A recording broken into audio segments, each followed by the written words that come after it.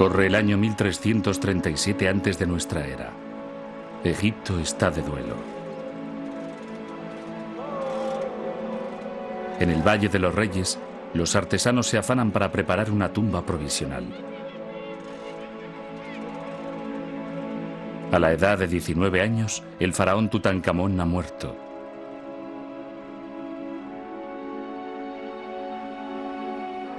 Su tumba es prestada. Con solo 4 pequeñas cámaras, es minúscula según los cánones reales, pero su contenido es digno de un rey. Un trono con el retrato del joven faraón y su esposa recubierto de oro. Además, su sarcófago, el más interior de los 3, es de oro macizo y pesa más de 100 kilos.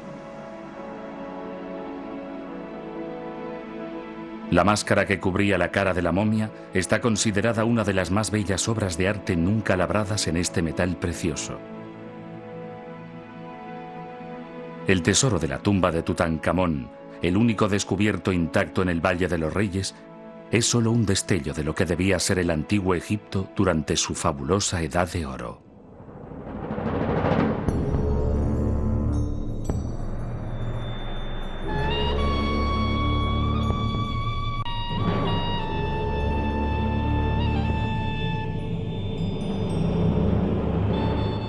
Egipto.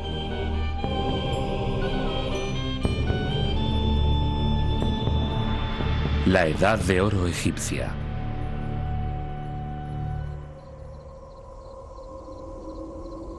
Durante 400 años, los faraones de Egipto fueron enterrados en el Valle de los Reyes. Sus tumbas estaban excavadas en la dura roca, pero la cámara mortuoria era llamada la Casa de Oro. A causa de su brillo cálido y de su indestructibilidad, el oro era considerado como la carne de Re, el dios del sol, y se le atribuían poderes sobrenaturales.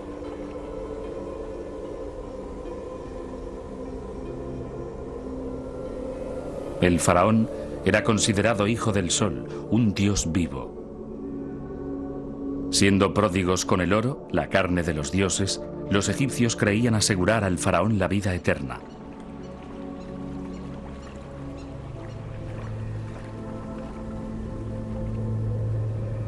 Pero no pudo ser así.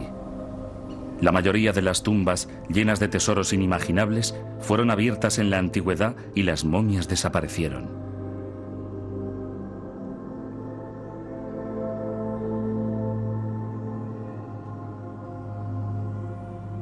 De cuerpo presente, en el Museo Egipcio del Cairo, están los restos de algunos de los más poderosos faraones de Egipto. Tutmosis I, Tutmosis II, Tutmosis IV, Setos I y Rameses II el Grande. Pero la pequeña tumba de Tutankamón, así como su nombre, estaba perdida y prácticamente olvidada. Cuando en 1922 finalmente se descubrió la tumba, el hallazgo arqueológico más sorprendente de todos los tiempos convirtió el nombre de Tutankamón en el más famoso de la historia egipcia. Su tesoro mostró al mundo la increíble prosperidad y el gran poder que la civilización egipcia había alcanzado durante la Edad de Oro.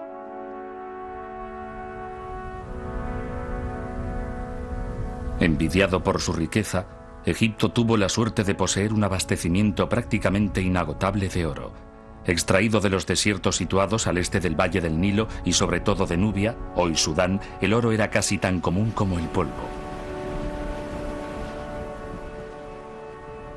Labro estatuas de los dioses en oro y electrón, y las decoro con lapislázuli y toda suerte de piedras preciosas, proclama una de las inscripciones encontradas en la tumba de Tutankamón. Construyo nuevas naves para dominar las aguas y las recubro de oro para que iluminen el Nilo.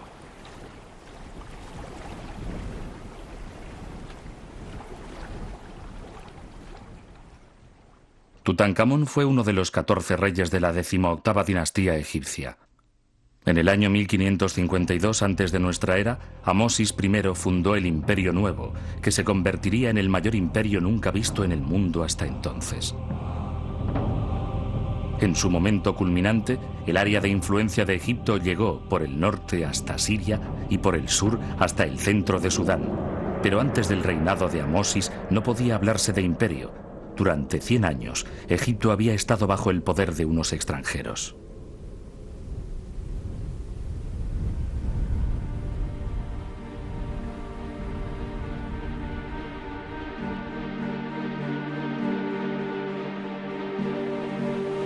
Originarios de Canaán, esos extranjeros conocidos como los Hicsos habían establecido su poderosa capital en el delta del Nilo, lo que les daba un completo dominio sobre las lucrativas rutas comerciales del Mediterráneo.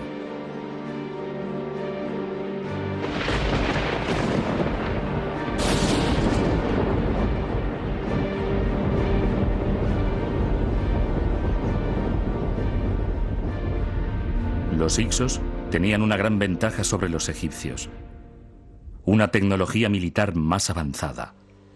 Concibieron un hacha de combate con más poder de corte. Sus arcos, construidos con madera, tendón y cuerno, lanzaban sus flechas a mayor distancia. Pero su mejor arma era algo totalmente nuevo: la movilidad.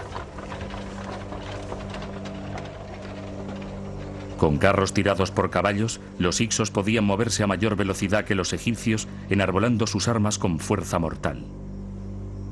Todo Egipto se sometió a los forasteros, pero la oposición nunca faltó.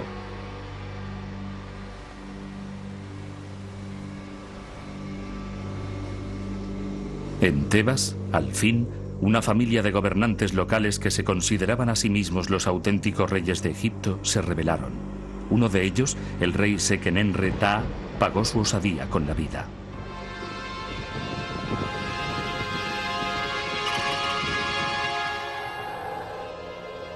Humillado por la presencia de gobernantes forasteros en suelo egipcio, Seqenenre-Ta dirigió la primera rebelión abierta contra los Hicsos.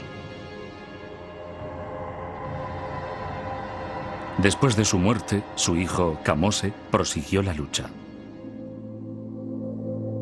Esta estela conmemorativa hallada en Tebas es un relato del amargo odio entre Kamose y el rey de los Hicsos, Apophis.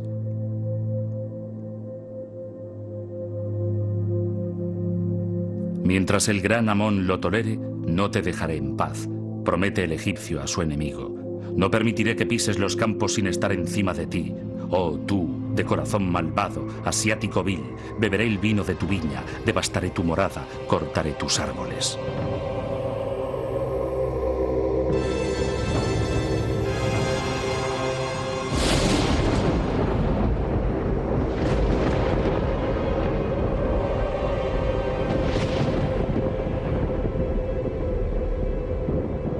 La morada de los Hicsos era una altiva fortaleza llamada Avaris, que se levantaba en el delta del Nilo. Desde allí dominaron Egipto durante 100 años. Después, al igual que la tumba de Tutankamón, Avaris se desvaneció sin dejar rastro. Kamose murió antes de la total expulsión de los Hicsos. La tarea recayó en su hermano, Amosis, el fundador de la 18ª dinastía. Amosis, el faraón que inauguró la Edad de Oro egipcia, estaba empeñado en la liberación de su país.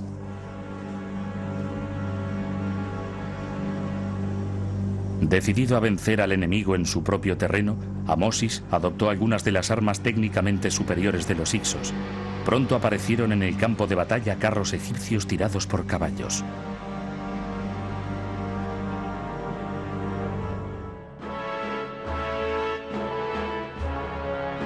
La expulsión de los Hicsos supuso la reunificación de Egipto bajo un rey nativo por primera vez después de más de un siglo.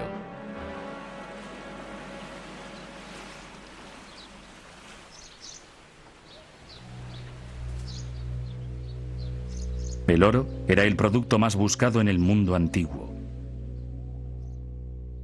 Para Egipto, su posesión era una prioridad, pero las mayores reservas estaban en Nubia.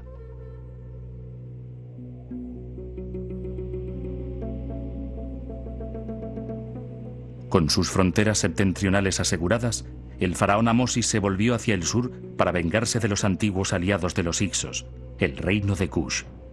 Kush era un rico y poderoso imperio que, desde la frontera sur de Egipto, se adentraba centenares de kilómetros en el interior del actual Sudán.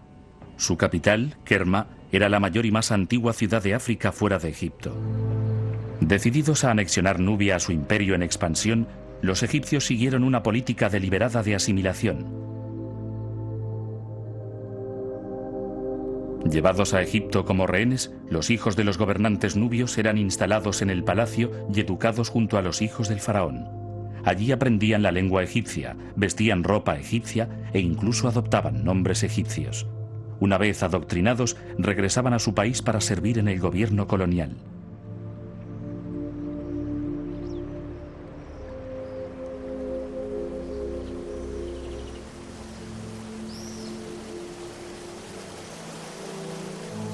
El oficial más poderoso de Nubia era el virrey de Kush.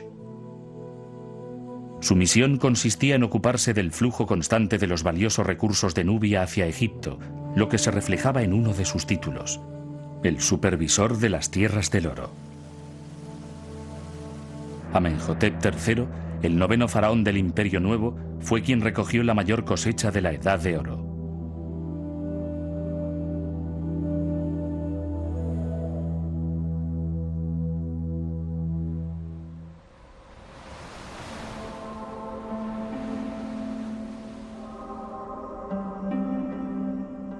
Conocido como el sol resplandeciente de Egipto, cuando murió en el año 1347, Amenhotep era probablemente el hombre más rico de la tierra. La opulencia de su corte no tuvo rival en la antigüedad. Durante un reinado que duró casi 40 años, Amenhotep transformó el paisaje del Valle del Nilo.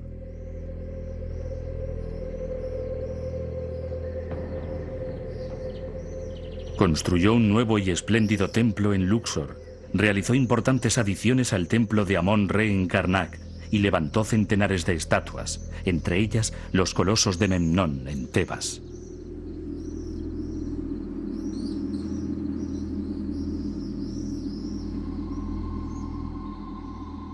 En el extranjero, la riqueza de Egipto era la envidia del mundo mediterráneo y el prestigio del faraón nunca fue mayor. Algunos reyes le escribían pidiéndole oro. Gran rey, rey de Egipto, mi hermano, en tu país el oro es como el polvo, basta simplemente con recogerlo. ¿Por qué eres tan parco? He empezado a construir un nuevo palacio, envíame el oro que necesito.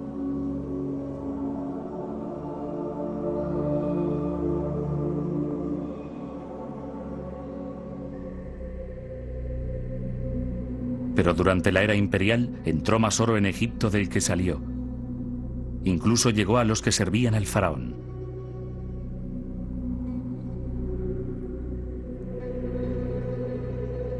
Una de las mayores aspiraciones de la élite egipcia era poseer una buena tumba, una casa para la eternidad, pintada con escenas llenas de color.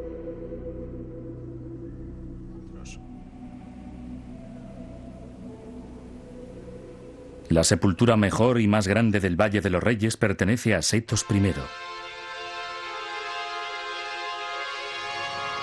Es una de las pocas tumbas terminadas y se compone de varias cámaras unidas por una serie de pasillos descendentes que conducen a la cámara funeraria, a unos 100 metros de la entrada.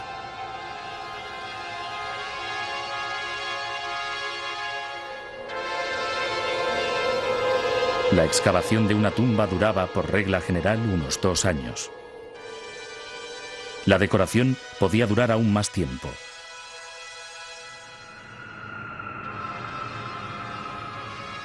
A causa de la gran cantidad de trabajo especializado que era necesario, había un cuerpo de artesanos de élite permanentemente dedicados a construir las tumbas reales.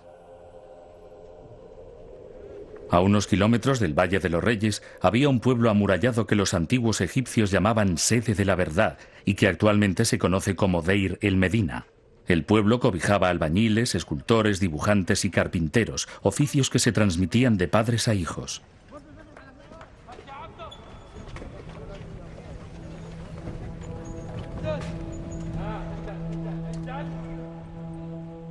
Los artesanos, que curiosamente sabían escribir, llevaban registros en papiros y fragmentos de cerámica y de piedra caliza llamados óstraca. Anotaban desde el precio de la comida hasta los turnos de trabajo.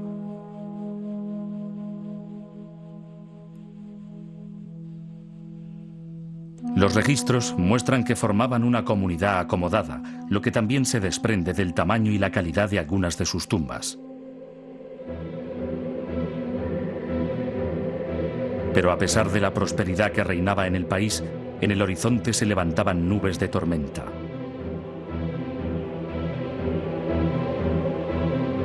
Con la muerte de Setos en el año 1279 antes de nuestra era, los dioses que habían bendecido durante tanto tiempo a Egipto dieron la espalda al Imperio Nuevo. En el norte, los hititas amenazaban el país. En el año 1274 antes de nuestra era, el sucesor de Setos, Rameses II, se enfrentó al enemigo en la batalla de Kadesh, en Siria. Aunque en los templos egipcios se celebró como una gran victoria para el nuevo rey, la lucha terminó en realidad como máximo en tablas, lo que dio lugar al primer tratado internacional de paz de la historia.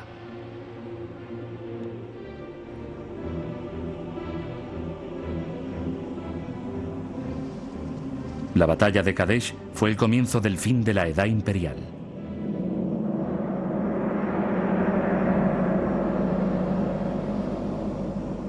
Desgraciadamente, el suministro de oro de Nubia también empezó a disminuir de manera inquietante. El cambio climático había convertido los desiertos en más áridos y difíciles de cruzar. El último gran faraón del Imperio Nuevo, Rameses III, solo pudo ofrecer una donación anual de 9 deben de media al templo de Karnak, una exigua suma comparada con las enormes cantidades que entregaban sus predecesores.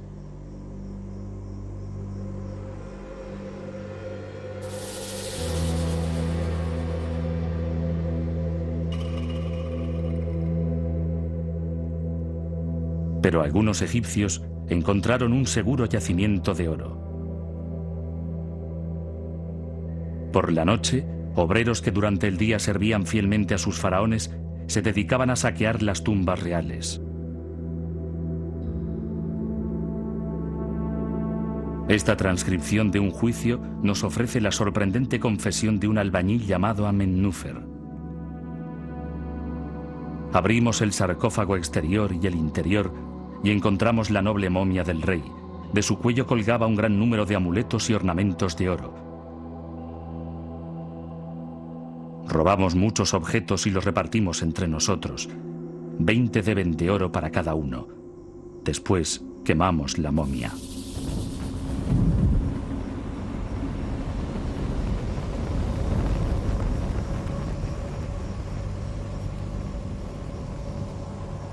Temiendo por la suerte que correría después de muerto, el último rey de la Edad de Oro, Rameses XI, dejó Tebas en el año 1070 antes de nuestra era sin completar su tumba. Ningún faraón volvería a ser enterrado en el Valle de los Reyes.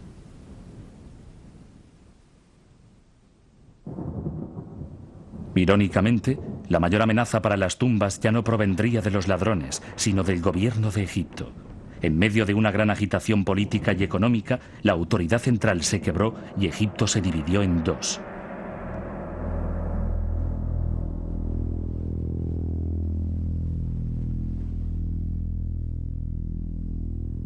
Debido al poco suministro de oro, las tumbas reales eran una tentación irresistible. Con el pretexto de proteger el patrimonio egipcio de la actuación de los ladrones, las momias reales fueron sistemáticamente sacadas de sus tumbas, despojadas de su oro y después vueltas a enterrar en dos escondrijos secretos.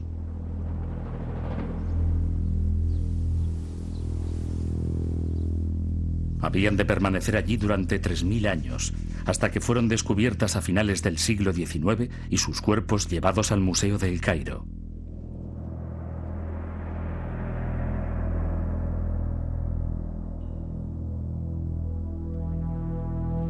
Solo escapó un faraón. Hoy, la olvidada tumba de Tutankamón nos ofrece una seductora imagen de las fabulosas riquezas de Egipto durante su luminosa Edad de Oro.